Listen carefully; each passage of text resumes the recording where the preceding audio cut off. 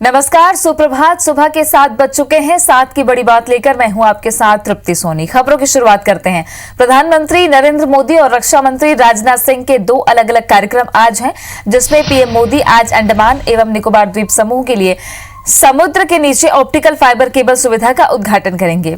PM ने रविवार को ऑप्टिकल फाइबर पर जानकारी देते हुए कहा था कि ये सुनिश्चित करना है कि अंडमान व निकोबार को बाहरी दुनिया से वर्चुअल तरीके से जोड़ने में कोई परेशानी न हो। उन्होंने ये भी कहा कि अंडमान और निकोबार आत्मनिर्भर भारत कार्यक्रम में अहम भूमिका अदा करेंगे। इधर रक्षा मंत्री राजनाथ सिंह आज आत्मनिर्भर भारत सप्ताह की शुरुआत करने जा रहे हैं। रक्षा मंत्री कार्यालय ने रविवार देर रात ट्वीट कर कहा कि कार्यक्रम का आयोजन दोपहर 3:30 बजे होगा। राजनाथ सिंह ने डिजिटल माध्यम से आयोजित एक कार्यक्रम में कहा कि प्रधानमंत्री नरेंद्र मोदी के नेतृत्व में एक आत्मनिर्भर भारत का निर्माण किया जाएगा, जो रोटी, कपड़ा, मकान, स्वास्थ्य और शिक्षा के क्षेत्र में स्वावलंबी होगा। बता दें कि रक्षा मंत्री राजनाथ सिंह ने घरेलू सुरक्षा उद्योग को बढ़ावा देने की एक अहम पहल करते हुए 101 हथियारों और सैन्य उपकरणों के आयात पर 2024 तक के लिए रोक लगाने की भी रविवार को घोषणा की है। इन उपकरणों में हल्के लड़ाकू हेलीकॉप्टर, मालवाहक विमान, पारंपरिक पनडुब्बियां और क्रूज मिसाइल शामिल हैं।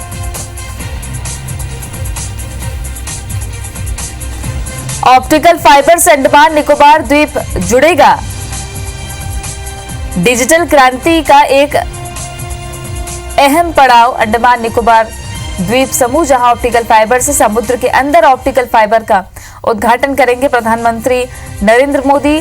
और वर्चुअल वर्ल्ड की इस दुनिया में द्वीपों को शामिल करना एक अहम ध्येय सरकार ने रखा है। दूसरी तरफ आत्मनिर्भर भारत को लेकर आज शुरुआत रक्षा मंत्री करने जा रहे हैं।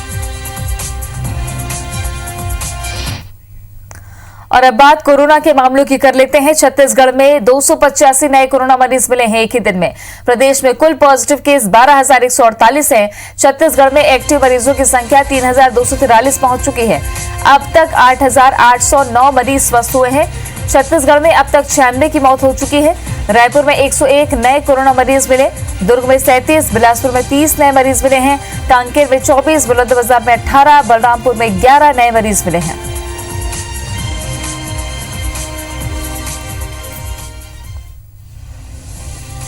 अब तक 8,809 मरीज स्वस्थ हो चुके हैं। 96 लोगों की मौत अब तक छत्तीसगढ़ में हुई है। 285 मरीज एक ही दिन में सामने आए।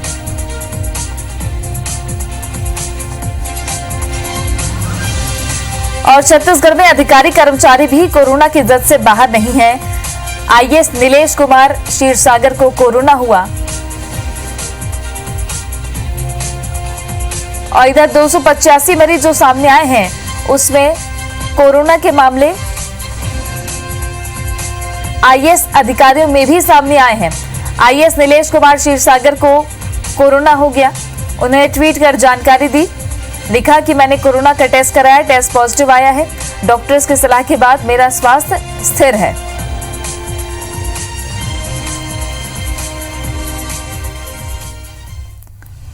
और ये ट्वीट जिसमें उन्होंने जानकारी दी कि I have been tested Covid, मैं कोरोना पॉजिटिव पाया गया हूं और अभी जो डॉक्टर्स ने सलाह दी है उसके अनुसार उनका स्वास्थ्य स्थिर है। ये जानकारी उन्होंने ट्वीट करके दी है। छत्तीसगढ़ के बीजेपी नेता विक्रम उसेंडी कोरोना से ठीक हो चुके हैं। कल ट्वीट कर उन्होंने जानकारी दी। उन्होंने लिखा कि आज मैं स्वस्थ होकर घर वापस लौटा। एम्स रायपुर के सभी डॉक्टर्स, नर्स सहित पूरी टीम को धन्यवाद देता हूं। विक्रम उसेंडी कोरोना की जंग जीत कर वापस लौट चुके हैं। उन्होंने ट्वीट करके ये जानकारी दी है।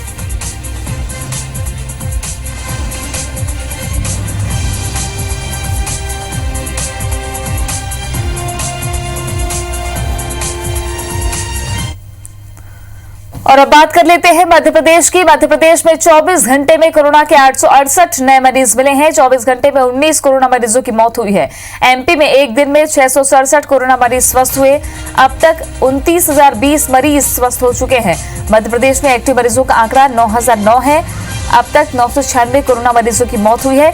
39,025 कोरोना संक्रमण के मामले मध्य प्रदेश में सामने आए हैं। एक ही दिन में 19 कोरोना मरीजों की मौत हुई।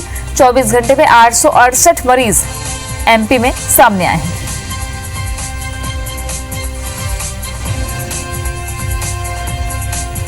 मध्य प्रदेश में कोरोना तेजी से पैर पसार रहा है, लेकिन रिकवरी रेट बाकी राज्यों की तुलना में बेहतर। यहां पर जहां अब राजधानी भोपाल में संक्रमण के मामले लगातार बढ़ रहे हैं, इंदौर को पीछे छोड़ते हुए नजर आ रहा है राजधानी भोपाल। इस वक्त 19 कोरोना मरीजों की मौत के साथ आंकड़ा लगातार बढ़ रहा है। 19 कोरोना मरीजों की मौत 24 घंटे में हुई है। और कैबिनेट मंत्री विश्वास सारंग कोरोना पॉजिटिव पाए गए हैं। खुद विश्वास सारंग ने ट्वीट कर जानकारी दी। उन्होंने लिखा कि मेरी दूसरी रिपोर्ट भी पॉजिटिव आई है। पहली रिपोर्ट नेगेटिव होने के बाद से होम आइसोलेशन में हूं। मेरे संपर्क में आए सभी लोग कोरोना टेस्ट करवा लें। ट्वीट करके विश्वास सारंग ने जानकारी दी, आज मेरी दूसरी कोरोना रिपोर्ट पॉजिटिव आई है। खुद विश्वास सारंग ने ट्वीट करके जानकारी दी और उन्होंने बताया कि वो कोरोना पॉजिटिव पाए गए हैं। पहली रिपोर्ट नेगेटिव आने के बाद वे होम आइसोलेशन में थे। दूसरी रिपोर्ट कोरोना पॉजिटिव पाई गई है।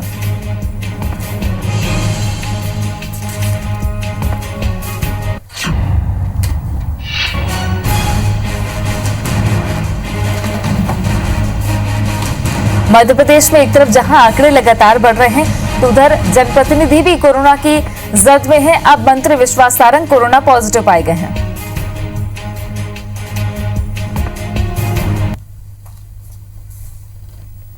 वंदे भारत मिशन के तहत देर रात यात्री दुबई से इंदौर पहुंचे हैं। 64 यात्रियों को लेकर एयर इंडिया की फ्लाइट इंदौर पहुंची। एयरपोर्ट पर उतरने के बाद सभी यात्रियों की स्क्रीनिंग की गई, जिसमें सभी लोग सामान्य पाए गए हैं। बता दें कि वंदे भारत मिशन के तहत लगातार विदेशों में फंसे भारतीयों की देश वापसी की जा रही है। इंदौर एयरपोर्ट पर 64 यात्री पहुंचे। एयर इंडिया की फ्लाइट इन्हें लेकर आई, जहां उनकी स्क्रीनिंग की गई। स्क्रीनिंग में सभी की स्थिति सामान्य बताई गई है।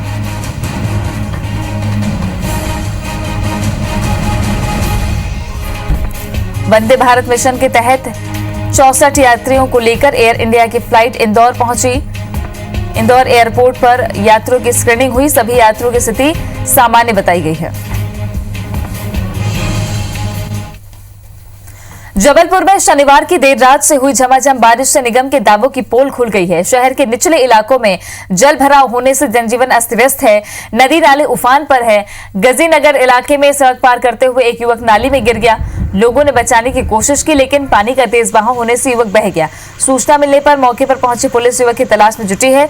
इधर बरेला की रनवे नदी उफान पर है। पुल के ऊपर से पानी बहने से आवागमन बुरी तरह प्रभावित है। इसके बाद भी कुछ लोग जान जोखिम में डालकर पुल पार करते रहे हैं। वहीं शहर अग्रवाल कॉलोनी, अमानपुर, सुहागी, महाराजपुर समेत कई इलाकों में लोगों के घरों में पानी घुस गया। जलभराव से परेशान लोगों का कहना है कि निगम ने सड़कें तो ऊंची बना दी, लेकिन नालों की सफाई नहीं की गई। ऐसे में बरसात का पानी घर में घुस रहा है।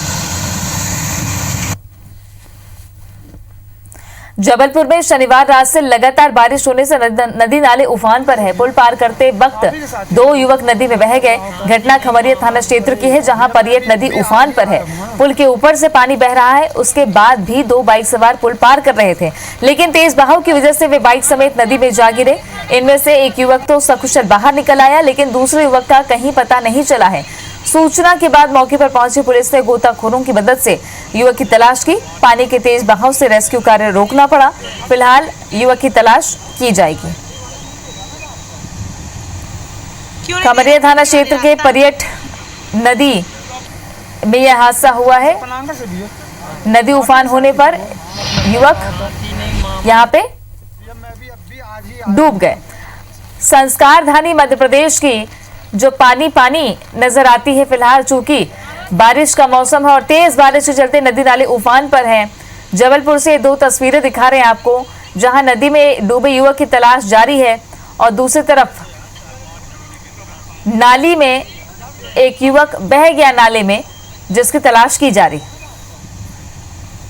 क्यों नहीं दे रहे फैक्ट्री वाले रास्ता? अभिषेक जुड़ गए हमारे साथ में। अभिषेक, अभी क्या स्थिति है जबलपुर में और ये जो 2 घटनाएं हुई उसमें क्या अपडेट? देखिए, फिलहाल अभी जबलपुर में बारिश रुकी हुई है, लेकिन आसमान में काले बादल छाए हुए हैं। लेकिन कल जिस तरीके से लगातार 10 से 12 घंटे तक बारिश हुई थी, उसकी वजह से पूरे जिले में, शहर में जो है नदी और नाले जो थे वो उफान पर आ गए थे। ऐसे में कल 2 हादसे हुए थे। एक पहला हादसा हुआ था रद्दी चौकी इलाके पर, जहाँ मोतीलाल नेहरू वार्ड में एक शहजाद नाम का युवक जो है पत्थर फेंकते हुए नाले में गिर गया था और वह तेज बहाव में बह गया था। इसके सीसीटीवी फुटेज भी सामने आए थे, जिसमें पत्थर फेंकते हुए शहजाद दिखाई दिया था और उसके बाद नाले में किस तरह से गिरा, ये पूरी घटना सीसीटीवी में कैद हुई थी। उसके बाद जिला प्रशासन नगर निगम की टीम जो है शहजाद की तलाश में रेस्क्यू ऑपरेशन चलाती रही, लेकिन देर रात तक उनका ऑपरेशन चलता रहा, लेकिन शहजाद का कुछ भी पता नहीं चला। इसी तरीके से खमरिया थाना क्षेत्र की परियट नदी का जो बरधा पुल है, वहां पर 2 युवक बाइक सवार है। सलीम वह अपने एक दोस्त के साथ बकरी खरीदने आ रहा था। ग्रामीणों ने उसे मना किया था कि वह पुल से के ऊपर पार कर ना जाए, क्योंकि पुल पर पानी, लेकिन वह नहीं माना। और जैसे ही उसने पुल के ऊपर बाइक लेकर गया, बाइक पानी में गिरी, तेज बहाव में दोनों युवक बहने लगे।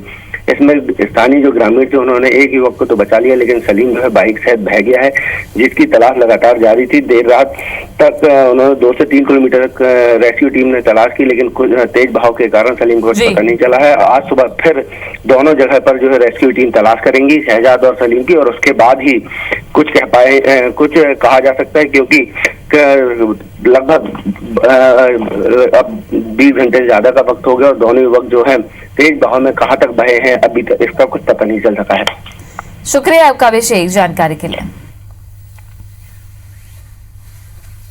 तो ये 2 तस्वीरें प्रशासन ने अलर्ट जारी किया है। मध्य प्रदेश के संस्कार धानी जबलपुर में बारिश को लेकर हालात बेकाबू होते नजर आ रहे हैं। कहीं कहीं जगहों पर घटनाएं भी हुई है।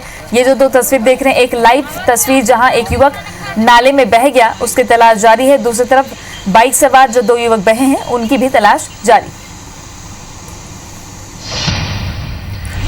हटा के मड़ियादों में प्रसिद्ध दर्शनीय क्षेत्र गौमुख धाम और चौकी भरका में बहने वाला जलप्रपात इन दिनों आकर्षण का केंद्र बना हुआ है। बारिश में बड़ी संख्या में पर्यटक यहां प्राकृतिक नजारों का मजा लेने पहुंच रहे हैं। पन्ना टाइगर रिजर्व के बफर जोन में शामिल चौकी भरका में 55 फीट की ऊंचाई से जलप्रपात नीचे घाटी में गिरता है। यहाँ युवाओं की टोलियां जमकर मस्ती करने पहुंच रही है। यहाँ वन्य प्राणियों की उपस्थिति भी पर्यटकों की खुशियां दोगुनी कर देती है। इसी तरह जंगल के बीचों बीच सिद्ध क्षेत्र गौमुख धाम में आकर्षक वाटरफॉल युवाओं को रिझा रहा है। यहाँ झरना किनारे हनुमान मंदिर आस्था के साथ पिकनिक स्पॉट के रूप में लोगों की पसंद बना हुआ है। हर साल बरसात में पर्यटकों का हुजूम प्राकृतिक सुंदरता का आनंद लेने पहुंचता है। 55-60 फीट की ऊंचाई से यहाँ झरने से पानी गिरता है और हम लोग यहाँ पर सपरिवार आते हैं, पिकनिक मनाते हैं, मौज मस्ती करते हैं खूब। मित्र और बाकी समस्त ग्रामवासी भी इधर पे पिकनिक के लिए आते हैं। बहुत ही प्राकृतिक का सुंदर नज़ारा यहाँ पर देखने को मिलता है और जिन लोगों को यह नहीं पता है मैं उनको सजेस्ट करूँगा कि इधर पे आएँ और इधर का प्रकृति का नज़ारे का लुत्फ़ उठाएँ। हम लोग यहाँ पिकनिक के लिए आते हैं और हटा गाँव से लोग भी पिकनिक के लिए सपरिवार आते हैं।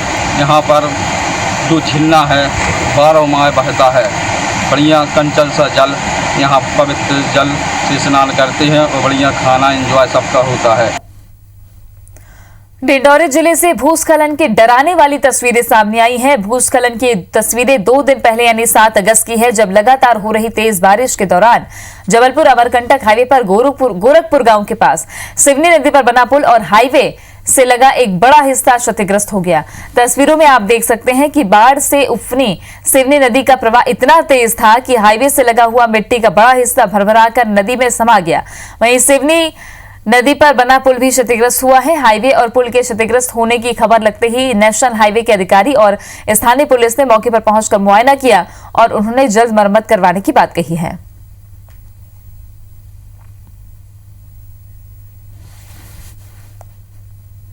राष्ट्रीय स्वयंसेवक संघ के प्रमुख मोहन भागवत ने भोपाल में प्रांत प्रचार प्रमुखों के कार्यों में बदलाव किया है।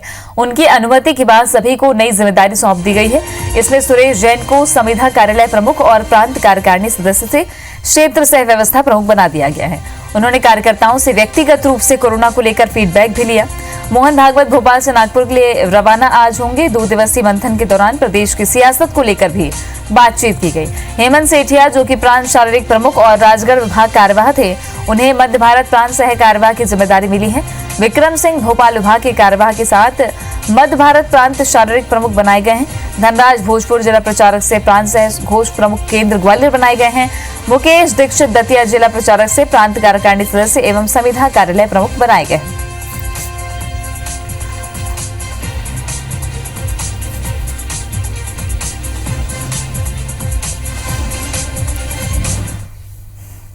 कोरबा के दंत रोग चिकित्सक डॉक्टर राजीव सिंह बीजेपी के नए जिलाध्यक्ष नियुक्त किए गए हैं। प्रदेश बीजेपी अध्यक्ष विश्वदेव साय ने उन्हें जिलाध्यक्ष बनाया है।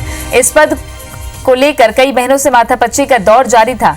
जिलाध्यक्ष की दौड़ में डॉक्टर राजीव सिंह के साथ गोपाल मोदी, राजू अग्रवाल और तरुण मिश्रा के नाम आगे थे और आखिरकार डॉक्टर राजीव सिंह के नाम पर अंतिम मुहर लग गई।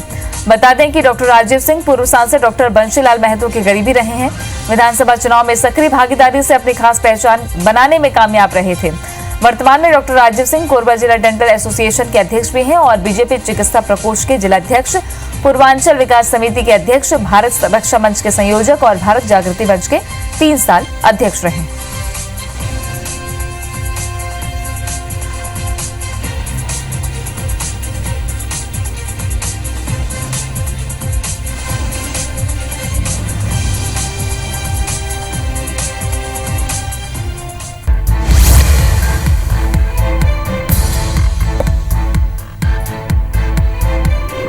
तो ये तो हो गई कुछ खबरें छत्तीसगढ़ मध्य प्रदेश जुड़ी हुई, और अब आपको देश दुनिया से जुड़ी हुई खबरें बताते हैं बिग न्यूज में।